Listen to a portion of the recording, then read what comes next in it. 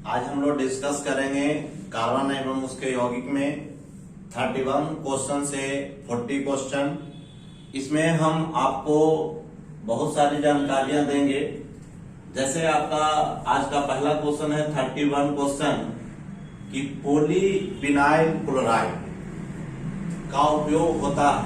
सबसे पहले इसमें पूछता क्या है, पीवीसी पूछता है। आजकल हम लोग तार बनाने में भी इसका प्रयोग कर रहे हैं। तो पीवीसी का फुल फॉर्म होता है पॉलीविनाइल क्लोराइड। तो पीवीसी का फुल फॉर्म हो गया पॉलीविनाइल क्लोराइड। पॉलीविनाइल क्लोराइड बनता कैसे है? तो विनाइल क्लोराइड के बहुलीकरण से पीवीसी का निर्माण होता है।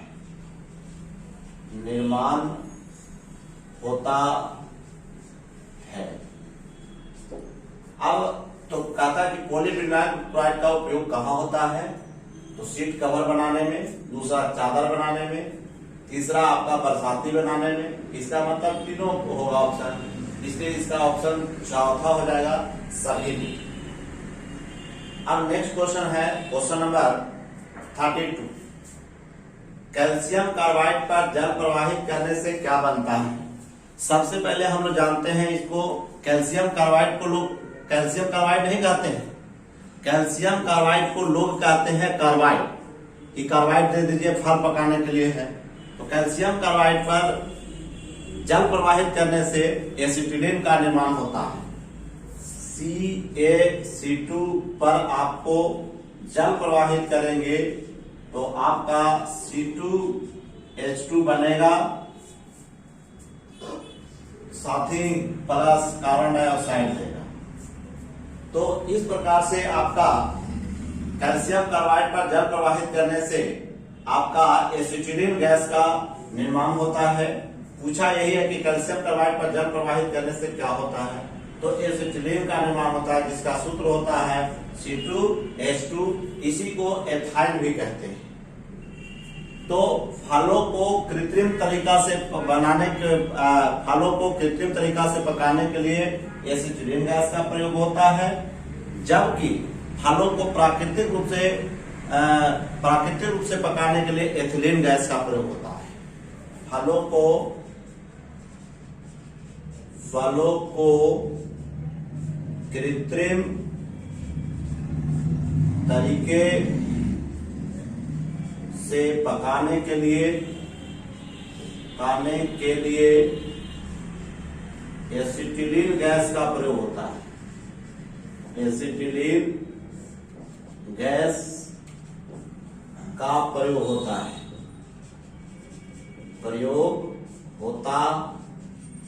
है। अगर यही पूछा कि प्राकृतिक रूप से कौन मदद करता है, तो एथिलीन। मीथेन का सूत्र हम लोग जानते हैं CH4 होता है। और विरंजक चूर्ण, बूझे हुए चूने पर क्लोरीन गैस प्रवाहित करने से ब्लीचिंग पाउडर का निर्माण होता है, जिसका सूत्र होता है CaOClCa। इसका ब्लीचिंग पाउडर का सूत्र होता है CaOCl और Cl। ये आपका विरंजक चूर्ण का सूत्र हुआ। एथिलीन का सूत्र होता है C2H4 और मीथेन का सूत्र होता है CH4। तो इस प्रकार से 32 नंबर का क्वेश्चन का आंसर हो जाएगा एसिटिलीन। नेक्स्ट क्वेश्चन नंबर 33 है, कार्बन मोनोऑक्साइड की अभिक्रिया 300 डिग्री सेंटीग्रेड पर करने पर हाइड्रोजन से अभिक्रिया करती है तो मीथेन गैस का निर्माण होता है।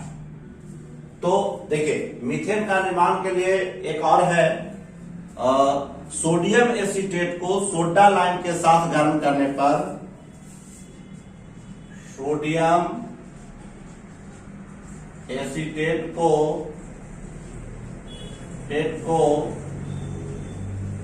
सोडा लाइम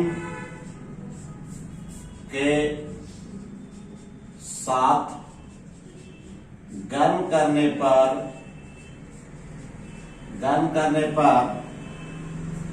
सोडियम एसीटेट को सोडा लाइम के साथ गर्म करने पर एसी करने पर मीथेन का निर्माण होता है। मीथेन का निर्माण होता है। CH3COONA प्लस NaOH एरो का साइन CH4 प्लस Na2CO3। तो ये आपका मीथेन का निर्माण हुआ। इसी तरह से एल्यूमिनियम कार्बाइड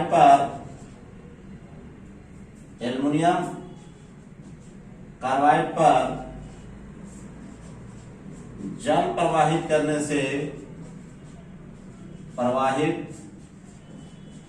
करने से मीथेन का निर्माण होता है। मीथेन का निर्माण होता है। एक थोड़ा सा हम बता देना चाह रहे हैं, सोडा लाइम आ गया है। सोडा लाइम जो है,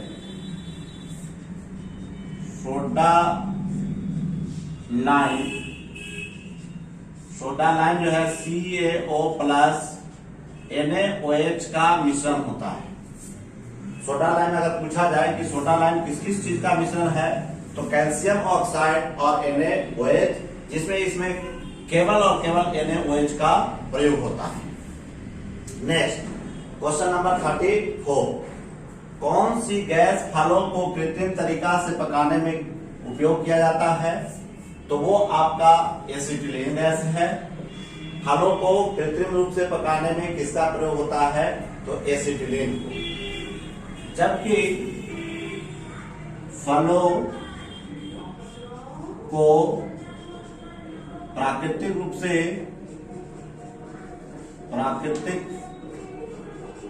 से पकने में मदद एथिलीन करता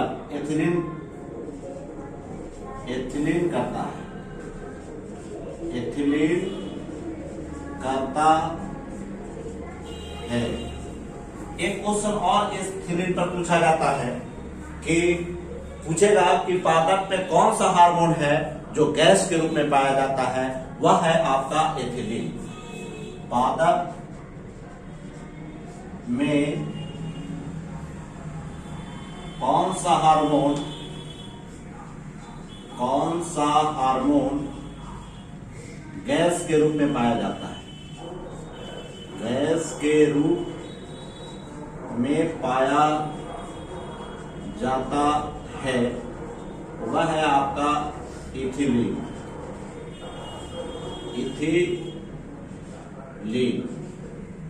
जिसका सूत्र होता है C2H4। तो इस प्रकार से हमारा 31 से लेकर के आपका 34 हम लोग चर्चा करेंगे 35 से 38 तक। तो अभी हम देख रहे हैं कि प्राकृतिक गैस का मुख्य घटक होता है मीथेन। क्वेश्चन पूछेगा कि प्राकृतिक गैस का मुख्य घटक कौन है? तो इसका सूत्र होता है CH4 मीथेन। अब हम लोग एक क्वेश्चन पर चर्चा करें। मीथेन जो है एलिफैटिक यौगिक का जन्मदाता कहा जाता है। एलिफैटिक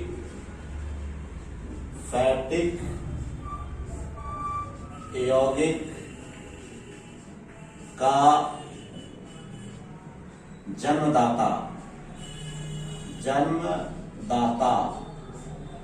आपका मीथेन है सर, जिसका सूत्र है CH4।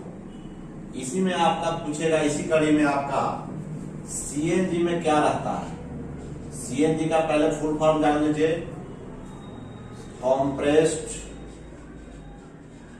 Compressed natural gas. इसमें भी आपका मीथेन रहता है। अगर पूछा जाए कि CNG में कौन गैस है, तो मीथेन होता है। एक इसी में बायोगैस बायोगैस में भी आपका या गोबर गैस में भी आपका CH4 ही होता है। गोबर गैस का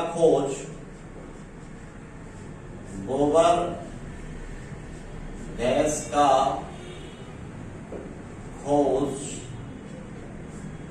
CD देसाई ने किया था। देसाई ने किया था। तो इस प्रकार से आप इथेन का सूत्र जो आपका होता है C2H6 होता है।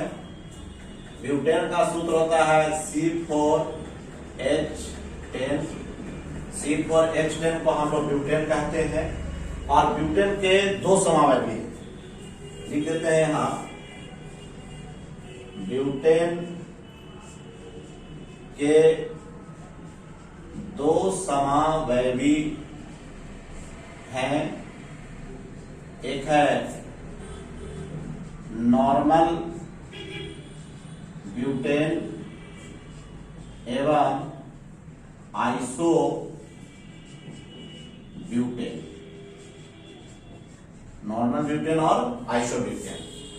प्रोपेन का सूत्र होता है सर C3H8। और हम लोग जानते हैं कि LPG जिसका फुल फॉर्म होता है लिक्विफाइड पेट्रोलियम गैस, उसमें प्रोपेन और ब्यूटेन का मिश्रण रहता है। तो इस प्रकार से हमारा प्राकृतिक गैस का मुख्य घटक क्या हुआ? मीथेन। Next question number 36। किसका विस्तृत रूप से बेहोश करने में प्रयोग किया जाता है? तो ये आपका है सर क्लोरोफॉर्म, जिसका खोज किया था सिम्पसन। सबसे पहले क्लोरोफॉर्म का खोज सिम्पसन ने किया था। सिम्पसन। क्लोरोफॉर्म का सूत्र हो जाएगा क्लोरोफॉर्म का सूत्र हो जाएगा CHCl3। हम लोग जानते हैं मीथेन का सूत्र होता है CH4। अमोनिया का हो जाएगा सर, अमोनिया का सूत्र हो जाएगा NH3। फूलों का रंग उड़ाने वाला गैस, फूलों का रंग उड़ाने वाला गैस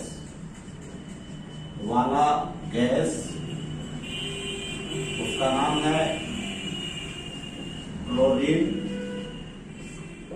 तो इस प्रकार से आपका किसका विस्तृत रूप से बेहोश करने में प्रयोग किया जाता है? तो क्लोरोफॉर्म का खोज किसने किया था? सिम्पसन ने किया था। अब आइए सर, इसमें ऑप्शन छूट गया है। क्लोरोफॉर्म के निर्माण में किसका उपयोग होता है? तो ऑप्शन नंबर आपका ए है इथेन। दूसरा आपका है ऑप्शन मीथेन। तीसरा आपका ऑप्शन है एथीन।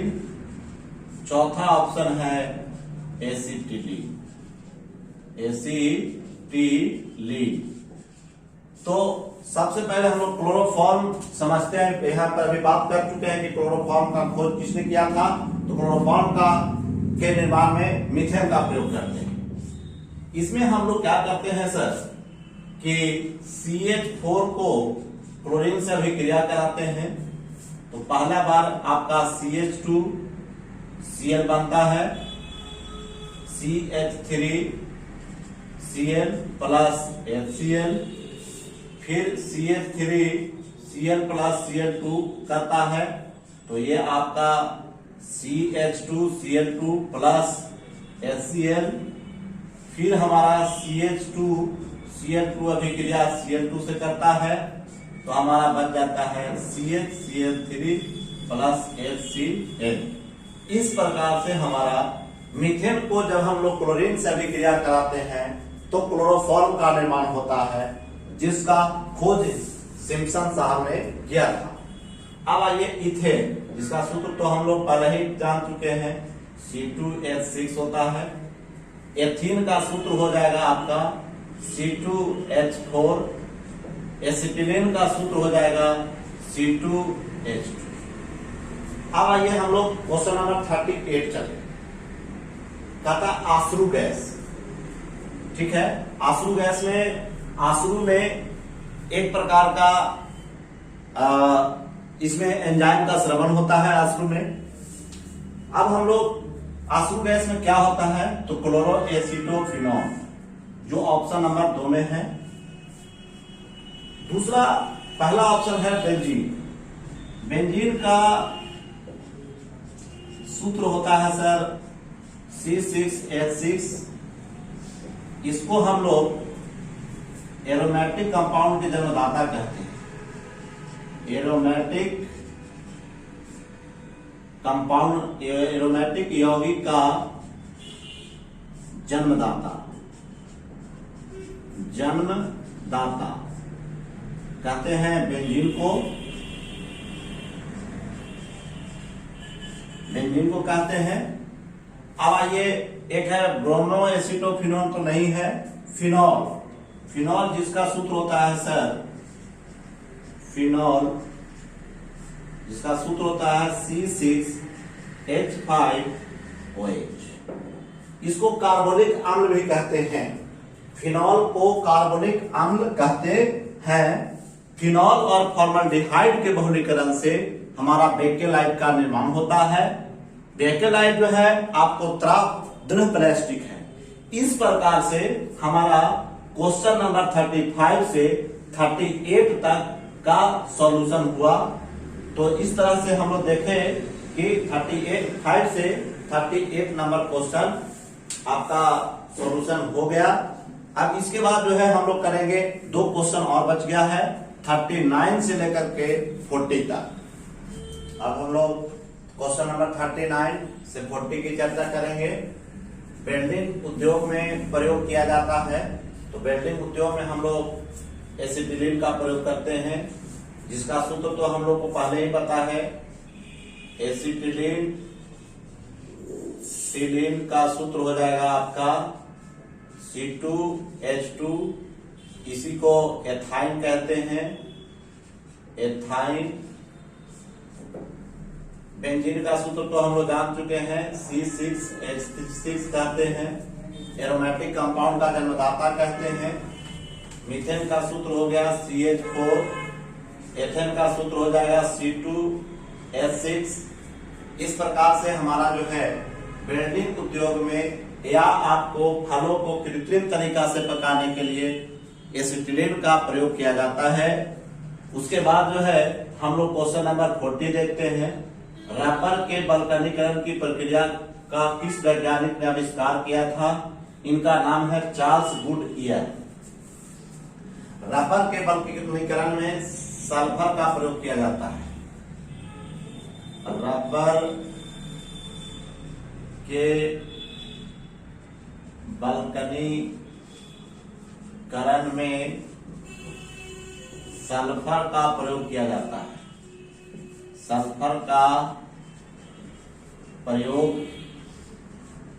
किया जाता है। परमाणुवाद के सिद्धांत का प्रयोग किसने किया था? तो परमाणुवाद डाल्टन साहब। परमाणुवाद किसने दिए थे? डाल्टन। डाल्टन चूंकि वर्णांतता को हम लोग डाल्टनिज्म रोग कहते हैं। चूंकि डाल्टन साहब को लाल हरा नहीं पता चलता था, इसलिए वर्णांतता रोग को डाल्टनिज्म रोग कहते हैं। वर्णांतता रोग को डाल्टनिज्म रोग कहते हैं। निज्म रोग कहते हैं। विकासवादी सिद्धांत का प्रतिपादन, विकासवादी सिद्धांत का प्रतिपादन चार्ल्स डार्विन ने किया था। चार्ल्स डार्विन ने किया था। उसके बाद एक को है हमारा लास्ट जो ऑप्शन है सीवी रमन। सीवी रमन साहब को भौतिकी का नोबेल पुरस्कार मिला। सीवी रमन को भौतिकी का नोबेल पुरस्कार 1930 में मिला था। 1930 में इनको भारत रत्न से भी सम्मानित किया गया है। सीवी रमन के बारे में हम लोग ये प्रकाश के प्रकीर्णन के लिए इनको मिला था। तो इस प्रकार से हमारा क्वेश्चन नंबर 31 से लेकर के आपका 40 तक का क्वेश्चन सॉल्व हुआ। तो इस प्रकार से हम लोग देखते हैं कि चारों ऑप्शन का हम लोग डिस्क्रिप्टिव देख रहे हैं। तो बहुत सारी ऐसी जानकारियां हैं कि जो हम आपको दे रहे हैं चारों ऑप्शन का। थैंक यू, धन्यवाद।